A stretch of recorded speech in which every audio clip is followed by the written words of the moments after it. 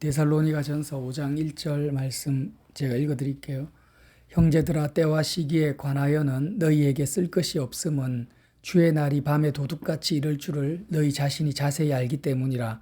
그들이 평안하다 안전하다 할 그때에 임신한 여자에게 해산의 고통이 이른과 같이 멸망이 갑자기 그들에게 이르리니 결코 피하지 못하리라. 형제들아, 너희는 어둠에 있지 아니하며 그날이 도둑같이 너희에게 임하지 못하리니 너희는 다 빛의 아들이요 낮의 아들이라. 우리가 밤이나 어둠에 속하지 아니하나니 그러므로 우리는 다른 이들과 같이 자지 말고 오직 깨어 정신을 차릴지라.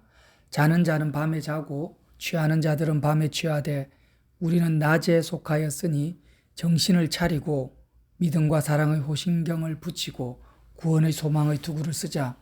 하나님이 우리를 세우심은 노하심에 이르게 하심이 아니요 오직 우리 주 예수 그리스도로 말미암아 구원을 받게 하심이라.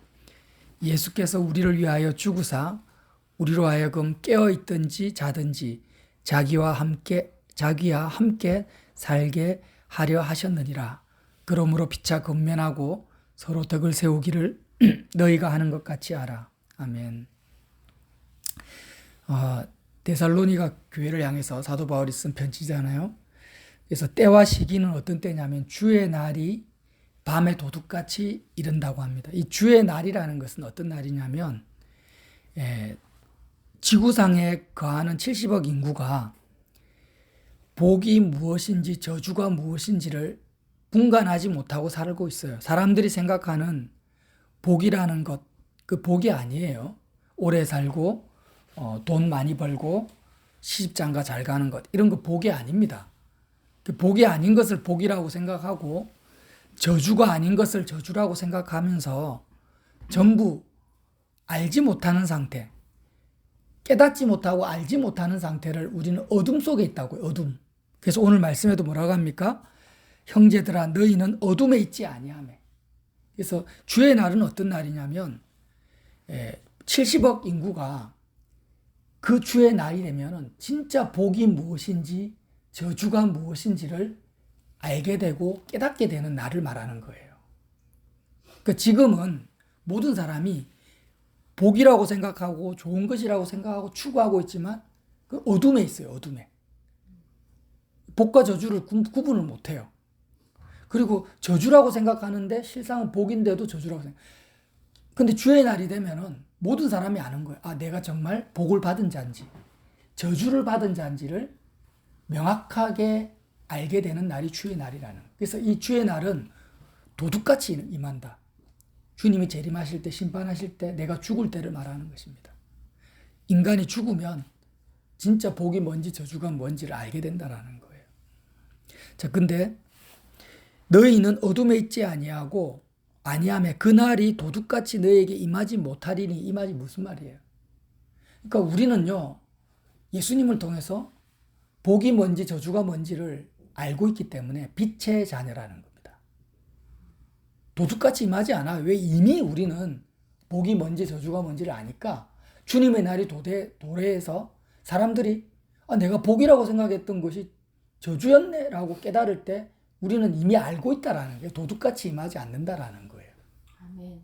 예. 너희는 다 빛의 아들이요 낮의 아들이라.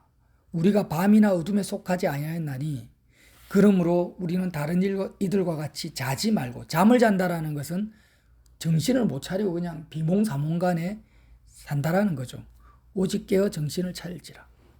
자, 저주라는 말은요, 신명기 27장에 나옵니다. 신명기 27장 한번 보시겠어요? 이스라엘 백성을 모세가 인도를 하는데 27장 15절에 보면 15절부터 26절까지 나오는데 에발산에서 저주를 선포합니다. 그래서 이 율법의 말씀을 실행하지 아니하는 자는 저주를 받을 것이라 할 것이라. 모든 백성은 아멘 할지어다. 이 저주라는 이 히브리 말은 켈랄라랍니다. 켈랄라라는 뜻인데 이 저주라는 의미 자체가 뭘 의미하냐면 복되고 의로운 상태가 없는 것을 말해요. 부재. 그러니까 복이 없는 상태를 저주라고 하는 거예요. 그리고 더 낮은 상태로 격화되는 겁니다. 격화. 그러니까 내가 만약에 돈을 많이 벌고 건강하게 사는 것이 복이라고 생각을 해요. 근데 실제로는 복이 없는 거예요. 복이 없는 거. 없는데 본인은 있다고 착각하고 있는 거예요. 그러니까 저주는 정확하게 말하면 저주를 받는 것이 아니라, 보통 우리가 소설 같은 데 보면은 마녀가 나타나서 저주하잖아요.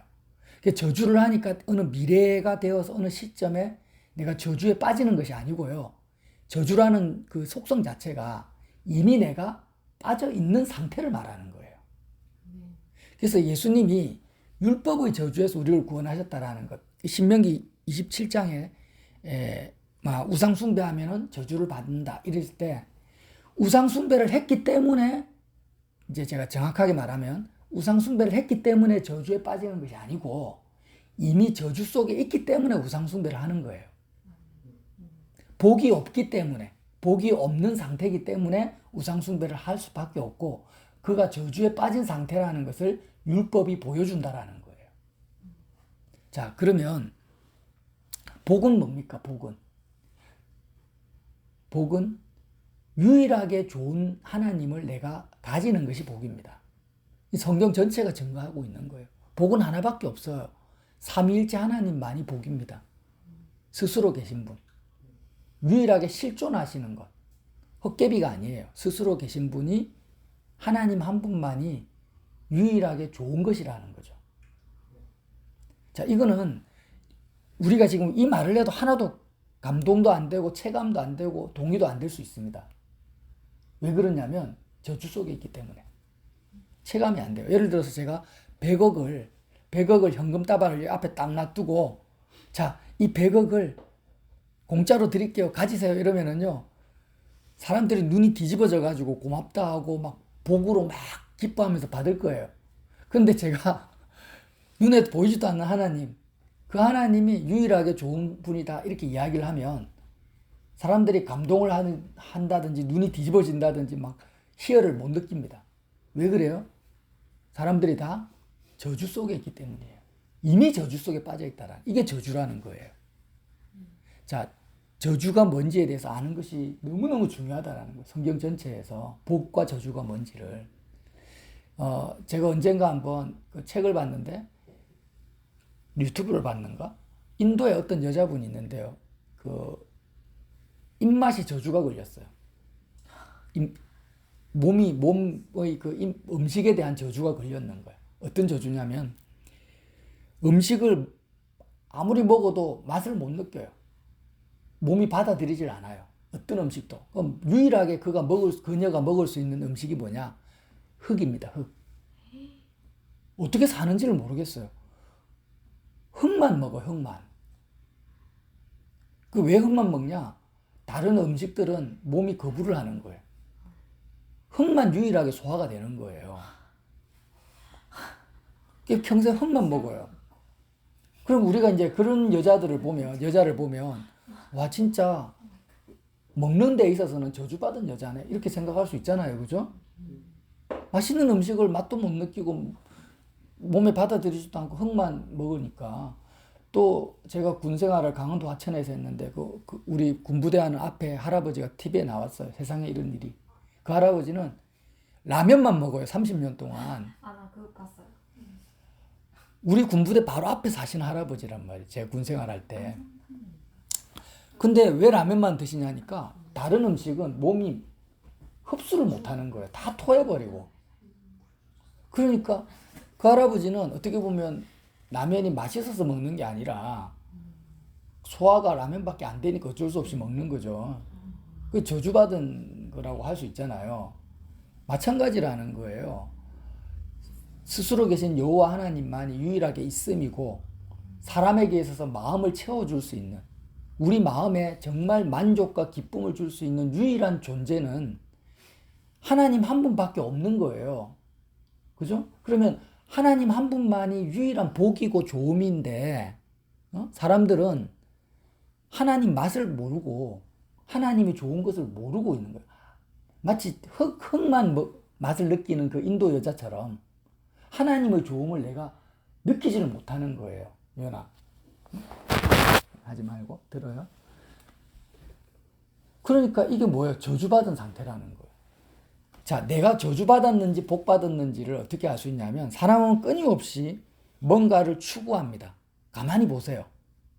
그러니까 끊임없이 청소년들이 게임을 하고 있든지 아니면 골프를 좋아하는 사람은 끊임없이 골프 치는 것을 생각, 낚시 좋아하는 사람은 어떻게 하면 고기를 잘 잡을까 낚시 연구를 한다든지, 돈 버는 사람, 사업하는 사람, 끊임없이 사람들은요, 병상에 누워 있어도 환자들도 뭔가 누워서 아무것도 안 하는 게 아니에요. 머리가 계속 돌아가요.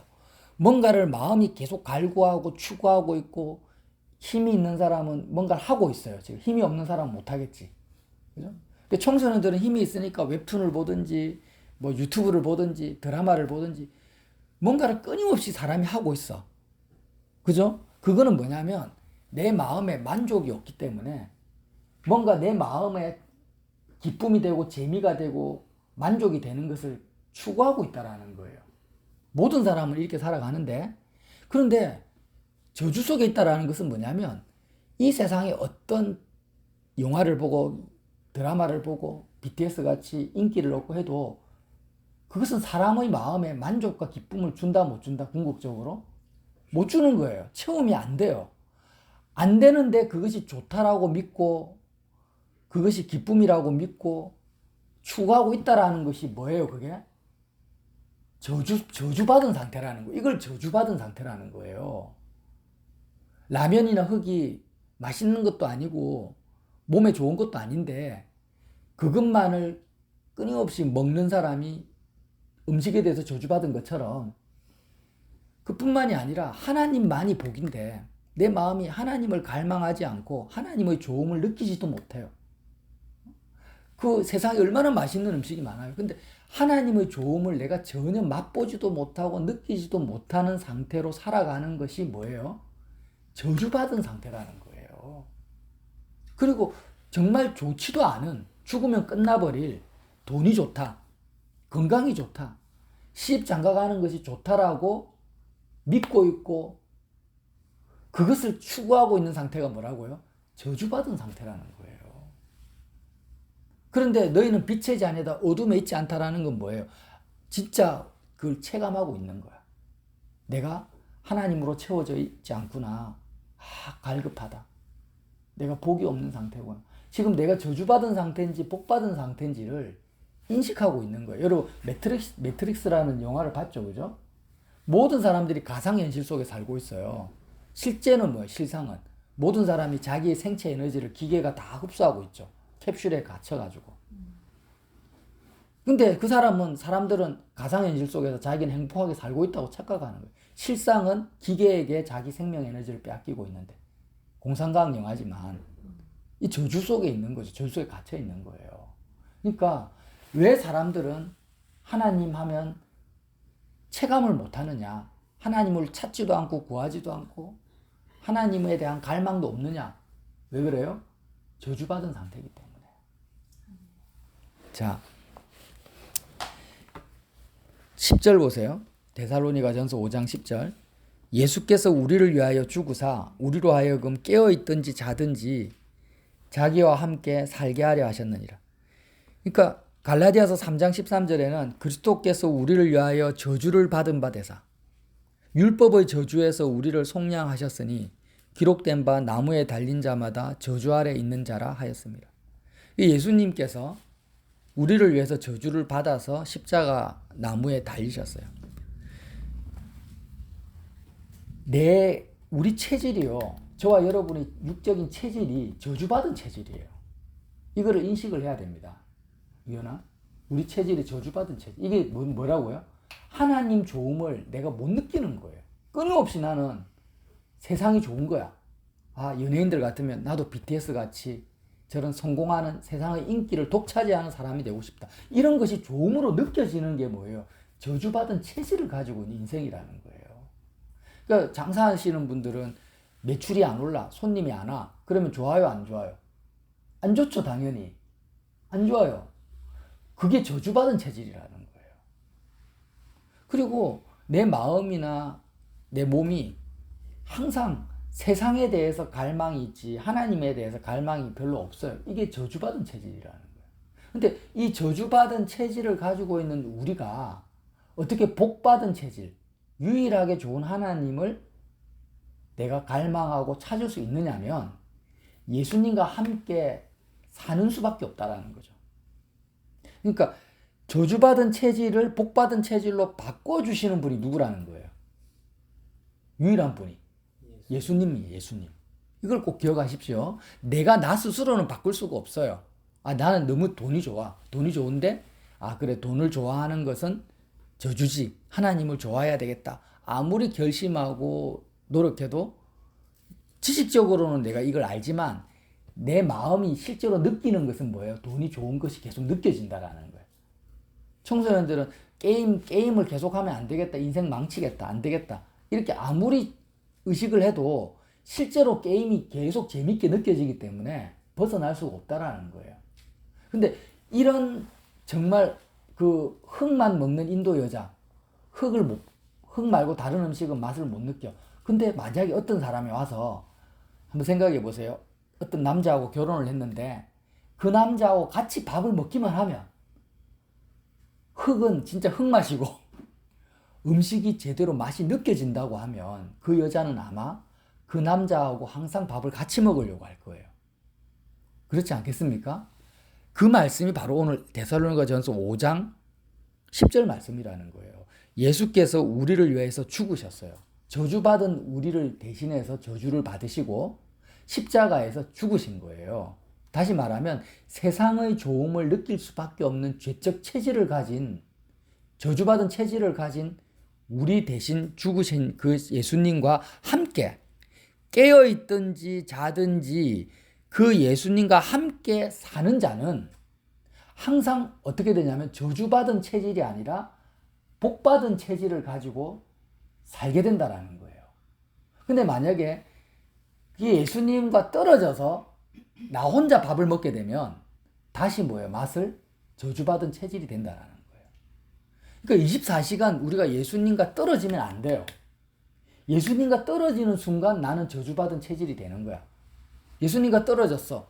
근데 직장에 가서 성질을 못했어요. 그러면 어떻게 느껴지겠어요? 마음이 힘들죠. 예수님과 붙어 있으면 예수님 안에 거하면은 성질을 못해도 전혀 그것이 저주라고 안 느껴지는 거예요.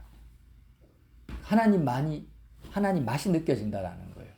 그래서 지난 시간에 제가 예수님 안으로 들어가는 것이 인격적으로 예수님과 교제하는 것이고 붙어 있는 것인데 예수님 안으로 들어간다라는 것은 세상에서 버림받아 십자가에서 죽으신 예수님 안으로 들어간다고 했습니다. 세상을 복이라고 느끼는 나를 대신해서 죽으셨기 때문에 세상에서 버림받아서 십자가에서 죽으신 예수님 안으로 들어가는 것이 뭐라고요? 예수님과 함께 인격적으로 교제하는 거라고 말씀을 나눴어요. 그래서 제가 이제 조금 알 것 같아요. 이제 뭘 알 것 같냐면 저주라는 것은 예수님이 십자가에서 우리 대신 죽으셔서 우리의 모든 저주를 도말하셨죠. 그죠? 그건 팩트입니다. 그럼 도말했다면은 어떻게 돼야 돼요? 우리는 이제는 세상의 어떤 부귀 영화나 좋은 것도 전혀 복으로 안 느껴져야 되는 게 정상이에요. 그죠? 그런데 예수님이 십자가에서 죽으셨는데 우리는 여전히 항상 세상 사람들, 잘 나가는 사람들, 출세하는 사람들 보면 주눅들 때도 있고 부러울 때가 있단 말이에요. 그렇다면 뭐예요, 이거는? 예수님 십자가에서 안 죽으신 것이 아닌데 분명히 우리의 저주를 대신 받으셔서 죽으셨는데 왜 나는 아직 저주가 유효하냐라는 거예요. 왜 그렇습니까? 왜 그래요? 이 저주라는 것은요, 예수님 안에 들어가 있을 때만이 저주에서 벗어날 수 있다는 거예요.